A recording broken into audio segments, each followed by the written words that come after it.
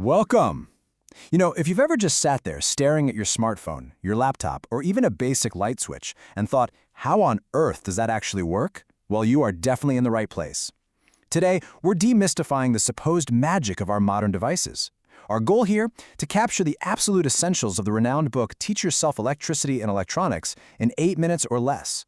We're skipping the intimidating jargon and giving you clear, visual explanations to get you straight to the core of how this stuff actually functions. A pizza topped with LEDs and capacitors? Yep, that quirky cover image tells you exactly what we're about today. We are completely stripping away the intense, complicated math and serving up a fast, totally accessible crash course in electronics without any of the hype. Just think of this explainer as your essential slice of electrical engineering ready to be digested. Here is our agenda for today. First, the invisible building blocks. Second, volts, amps, and ohms. Third, powering up, AC and DC. And finally, reading the electronics map. Section 1. The invisible building blocks, starting at the atomic level. Okay, so before we can even think about understanding a circuit board, we have to start way down at the atomic level. An early 1900s model of the atom pictured electrons in these really neat static orbits, kind of like a miniature solar system. But the thing is, electricity isn't static. In an actual electrical conductor, electrons don't just stay put, they jump. They move in a dynamic path from atom to atom. In a typical circuit, we are literally talking about trillions, even quadrillions of these tiny electrons passing a given point every single second. It's mind-boggling. And that brings us to a really critical distinction: conductors versus insulators.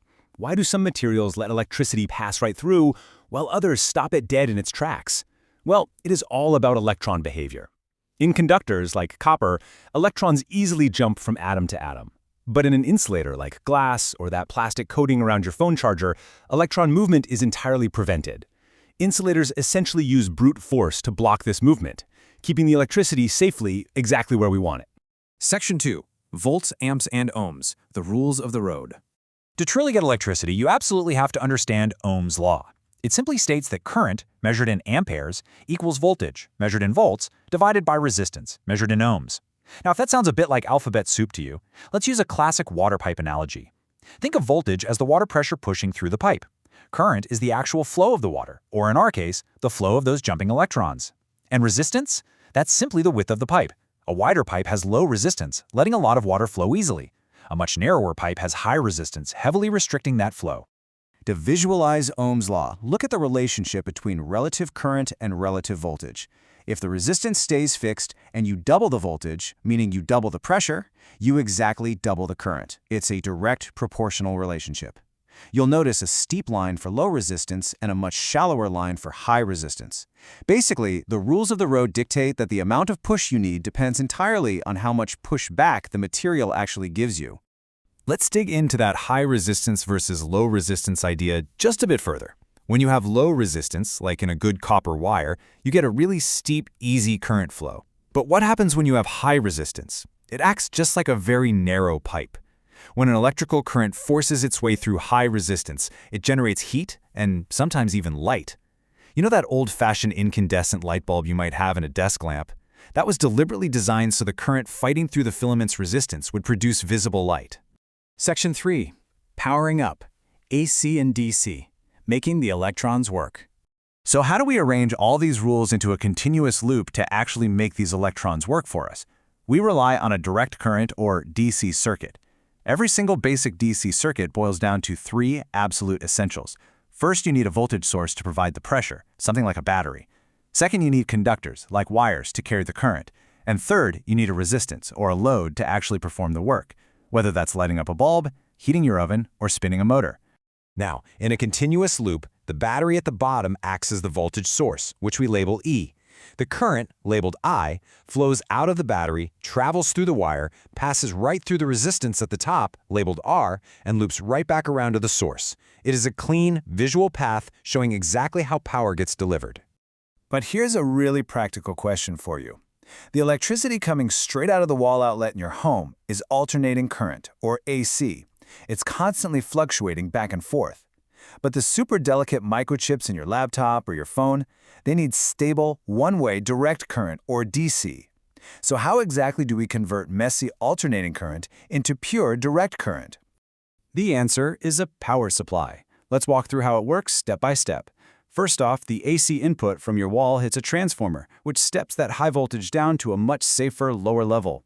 Next, it goes into a rectifier. This is basically a magic gate that forces that back and forth AC to flow in only one direction. But it's still a bit bumpy at this point, so it passes through a filter to smooth out all those ripples. Finally, a voltage regulator jumps in to ensure the output is a perfectly flat, steady stream of regulated, pure DC power, totally ready for your electronics to use. Section 4. Reading the electronics map, the language of engineers. To read these complex maps, we really need to know the major landmarks. We have three core components to keep in mind. Resistors, as we discussed, slow the flow of charge carriers by brute force. Capacitors impede the flow by storing energy in an electric field. You can think of them sort of like tiny temporary storage tanks. And inductors impede flow by storing energy as a magnetic field. Each one of these plays a very distinct role in shaping a circuit. Now, to map these components out, we use standardized schematic symbols. Just notice the inductors. Instead of drawing a complex, physical 3D coil of wire, an engineer simply draws a standardized squiggly line. A capacitor is represented by parallel lines. A battery is just a series of long and short lines. By learning this visual language, anyone can read the scheme of a circuit anywhere in the world without ever needing a really physical, messy wiring diagram. Wow, we've covered some incredible ground today, zooming from the microscopic, jumping movements of an electron all the way up to the macroscopic, schematic symbols that engineers use to build our modern world.